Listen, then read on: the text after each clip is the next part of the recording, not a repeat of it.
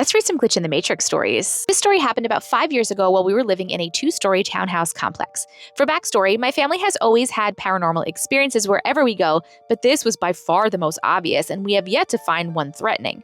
Also, my 2 parents are legally blind, and I am sighted, and it was just the 3 of us and our dog, who has since passed, living there at the time. On this particular day, my mom and I were at the local mall for a few hours, as we did often, and my dad stayed at home. We decided to take a taxi home because it was getting late to bus. As we pulled into the driveway and paid, I got out of the car and was waiting for my mom so I could guide her to the 3 stairs just outside the door. I turned toward the window to the left of the front door to the house, which was a very clear view of the kitchen and counter, and noticed someone standing in front of the counter with the cupboard door open, so I couldn't see their face. At first I thought it was my dad, but as the man brought his arm to the counter to place a can of soup within the multiple others he had placed on the counter, I realized that it was not my dad due to his skin tone and figure. I kind of ignored this and assumed my dad had just had a friend over. This was out of the ordinary, but not impossible, just odd. My mom got out of the car and I said to her, "I think dad has a friend over." And she replied with, "Who? That's weird." And I said, "I don't know." We ignored it and expected to find out when we got inside and stepped up to the door and opened it, which only took about 5 to 10 seconds. We went inside and closed the door, and I quickly noticed my dog was not at the door greeting us, which she always did. I looked into the kitchen a few feet to the left and didn't see anyone there. The cupboard was also closed and no cans were on the counter. I called to my dad hoping he was in the living room on the other side of the kitchen and his friend had joined him. My dad quickly responded from upstairs. I yelled up to him immediately, "Do you have a friend over?" And he responded with, "No, I haven't been down in a while."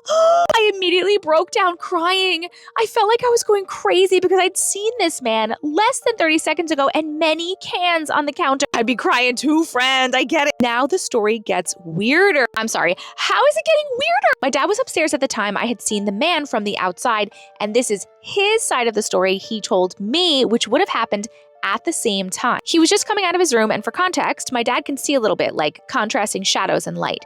And for the layout, the stairs would be on his right, coming out of his room, and would lead down the right side of the front door when you walk in. He had just opened his door because he heard my dog whining and was standing at the top of the stairs when he saw a short, gnome-like figure walk in front of him from the hall to the left, past him, and to the stairs to the right. He thought his eyes were playing tricks till he watched a second one walk past, and a third, and a fourth. What are these things? My dad heard the taxi door close from outside, meaning that we were home, and my dog continued whining and laid down scared in the corner.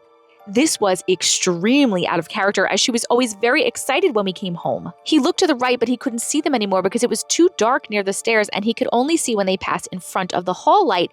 And that's when he heard me open the door and call for him to ask if he had a friend over. We still have no explanation for this, and we haven't seen actual figures in our home since this happened, but we do have things frequently fall on the floor and tip over, including chairs when no one is near them frequently, even after moving to a new house. My dog was very upset for about an hour after this, as was I, but this will always be a story I tell anyone who wants a ghost story. If shit is also happening in a new house, like something is attached to you or something that you brought from the house. This is so crazy. I love that there was 2 different perspectives and you guys saw 2 different things. As for the person that you saw in the kitchen, the man taking the soup out of the cupboard and putting it on the counter, that feels like a residual haunting. Like that feels like a spirit that maybe lived in that house prior and he was just kind of going through his day. You know what I mean? Like he was making some soup or he was organizing the pantry. I think it's interesting you haven't seen him since, but maybe you were so scared that you kind of like closed yourself off really hard to it. You know what I mean? As for the things that your dad saw, I mean, who really knows, right? Because he doesn't have his entire vision.